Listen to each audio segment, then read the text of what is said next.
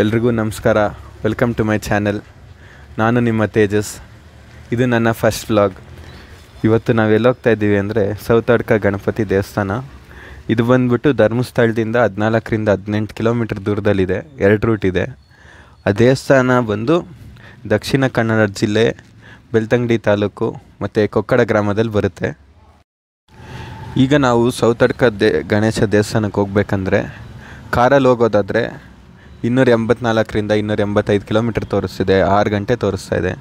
ಅದೇ ನಾವು KSRTC ಬಸ್ಸಲ್ಲಿ ಹೋಗ್ತೀವಿ ಅಂದರೆ ಮೆಜೆಸ್ಟಿಕ್ಕಿಂದ ಧರ್ಮಸ್ಥಳಕ್ಕೆ ಹೋಗಿ ಅಲ್ಲಿಂದ ಮತ್ತೆ ಕೊಕ್ಕಡ ಗ್ರಾಮಕ್ಕೆ ಹೋಗಿ ಅಲ್ಲಿಂದ ಮತ್ತೆ ಸೌತಡ್ಕ ದೇವಸ್ಥಾನಕ್ಕೆ ಹೋಗ್ಬೋದು. ಅದೊಂದು ರೂಟು. ನಾವು ಕಾರಿಲ್ಲ ಬೈಕಲ್ಲಿ ಹೋಗ್ತೀವಿ ಅಂದರೆ ಹೇಳಿದ್ನಲ್ಲ, ಹಿಂಗೆ ಗೂಗಲ್ ಮ್ಯಾಪ್ ಹಾಕ್ಕೊಂಡ್ರೆ ಕರೆಕ್ಟಾಗಿ ಲೊಕೇಶನ್ ತೋರಿಸುತ್ತೆ. ಈಗ ನಾವು ಕಾರಿಲ್ಲ ಅಂದರೆ ಬೈಕ್ ಹೆಂಗೆ ಹೋಗೋದು ಅನ್ನೋದು ಮ್ಯಾಪ್ದೊಂದು ಸ್ಕ್ರೀನ್ಶಾಟ್ ಹಾಕ್ತೀನಿ. ನಾವು ಇವಾಗ ಹೋಗೋ ರೂಟ್ ತೋರಿಸ್ತಾ ಇದ್ದೀನಿ ನೋಡಿ. ಬೆಂಗಳೂರು, ಕುಣಿಗಲ್, ಚನ್ನರಾಯಪಟ್ಟಣದ ಮೇಲೆ ಹಾಸನ, ಸಕಲೇಶಪುರ, ಲಾಸ್ಟ್ಗೆ ಸೌತಡ್ಕ ದೇವಸ್ಥಾನ ಬರುತ್ತೆ. ಈ ರೂಟಲ್ಲಿ ನಾನು ಇವತ್ತು ಟ್ರಾವೆಲ್ ಮಾಡ್ತಿರೋದು. ಈಗ ನಾನು ಬೆಂಗಳೂರು ಹೈವೇ ಹತ್ರ ಇದ್ದೀನಿ. ಇಲ್ಲಿ ವ್ಯೂ ಚೆನ್ನಾಗಿತ್ತು ಅಂತ ರೆಕಾರ್ಡಿಂಗ್ ಸ್ಟಾರ್ಟ್ ಮಾಡಿದೆ. ಇವತ್ತು ನಾನು ಹೋಗ್ತಿರೋ ಜಾಗ ನಿಮ್ಗೆಲ್ರಿಗೂ ಗೊತ್ತಿರೋಂಗೆ ಸೌತಡ್ಕ ಮಹಾಗಣಪತಿ ದೇವಸ್ಥಾನ. ಸೌತಡ್ಕ ಅನ್ನೋ ಹೆಸರು ಹೆಂಗೆ ಬಂತು ಅಂತ ಹುಡುಕ್ಬೇಕಾದ್ರೆ ನನಗೆ ಗೊತ್ತಾಗಿದ್ದೇನೆಂದರೆ, ಸೌತ ಅಂದರೆ ಸೌತೆಕಾಯಿ. ಹಿಂದೆ ಆ ಪ್ರದೇಶದಲ್ಲಿ ಸೌತೆಕಾಯಿ ತುಂಬ ಹೆಚ್ಚಿನ ಪ್ರಮಾಣದಲ್ಲಿ ಬೆಳೆಸ್ತಾ ಇದ್ರಂತೆ. ಅದಕ್ಕೆ ಪ್ರಜೆಗಳು ಏನು ಮಾಡ್ತಿದ್ರು, ಸೌತೆಕಾಯಿನ ದೇವರಿಗೆ ಅರ್ಪಿಸ್ಬಿಟ್ಟು ಪೂಜೆ ಸಲ್ಲಿಸ್ತಾ ಇದ್ರಂತೆ. ಅದಕ್ಕೆ ಸೌತಡ್ಕ ಅನ್ನೋ ಹೆಸರು ಬಂದಿದೆ. ಸೌತ ಅಂದರೆ ಸೌತೆಕಾಯಿ, ಅಡ್ಕ ಅಂದರೆ ಅರ್ಪಿಸೋದು. ಸ್ಥಳ ಪುರಾಣದ ಪ್ರಕಾರ ಒಂದು ರಾಜಮನೆತನದವರು ಮಹಾಗಣಪತಿ ದೇವಸ್ಥಾನ ಕಟ್ಟಿರ್ತಾರೆ ಮತ್ತು ಪೂಜೆ ನಡೆಸ್ಕೊಂಬರ್ತಿರ್ತಾರೆ. ಯುದ್ಧ ಸಮಯದಲ್ಲಿ ಶತ್ರುಗಳು ದೇವಸ್ಥಾನವನ್ನು ನಾಶ ಮಾಡ್ತಾರೆ. ಆಗ ಈ ರಾಜಮನೆತನದವರು ವಿಗ್ರಹಕ್ಕೇನೋ ಆಗಬಾರ್ದು ಅಂದ್ಬಿಟ್ಟು ವಿಗ್ರಹವನ್ನು ಹಸು ಮೇಯಿಸೋರಿಗೆ ವಿಗ್ರಹನ ಕೊಟ್ಬಿಟ್ಟು ಇದನ್ನು ತೊಗೊಂಡೋಗಿ ಶತ್ರುಗಳಿಂದ ಕಾಪಾಡು, ಅವ್ರಿಗೆ ಕಾಣ್ದಂಗೆ ಬಚ್ಚಿಡು ಅಂತ ಹೇಳ್ತಾರೆ. ಅವಾಗ ಹಸು ಮೇಯಿಸೋರು ಏನು ಮಾಡ್ತಾರೆ, ತೊಗೊಂಬಂದು ಸೌತೆಕಾಯಿ ತೋಟದಲ್ಲಿ ಇಡ್ತಾರೆ. ಸೊ ಶತ್ರುಗಳಿಗೆ ಯಾರಿಗೂ ಕಾಣಿಸೋದಿಲ್ಲ ಅಂತ.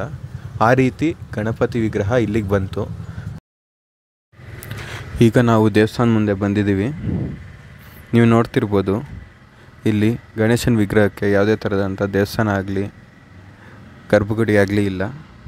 ಇಲ್ಲಿನ ಜನರ ನಂಬಿಕೆ ಪ್ರಕಾರ ದೇವರು ಕನ್ಸಲ್ಲಿ ಬಂದು ನನಗೆ ಯಾವುದೇ ಥರದ ಗರ್ಭಗುಡಿ ಕಟ್ಟಿಸ್ಬೇಡಿ, ದೇವಸ್ಥಾನ ಕಟ್ಟಿಸ್ಬೇಡಿ, ಇಲ್ಲಿಗೆ ಬರೋ ಪ್ರಜೆಗಳೆಲ್ಲರೂ ನನ್ನನ್ನು 365 ದಿನ 24 ಗಂಟೆ ದರ್ಶನ ಮಾಡ್ಕೊಳ್ಳೋ ಥರ ಇರಬೇಕು, ಭಕ್ತಾದಿಗಳಿಗೆ ಯಾವುದೇ ಥರದ ಅಡೆತಡೆ ಇರಬಾರ್ದು ಅನ್ನೋ ಒಂದು ಕನ್ಸಲ್ಲಿ ಬಂದು ಹೇಳಿದ್ರಂತೆ ಅನ್ನೋ ನಂಬಿಕೆ ಇಲ್ಲಿ ಜನರಿಗಿದೆ.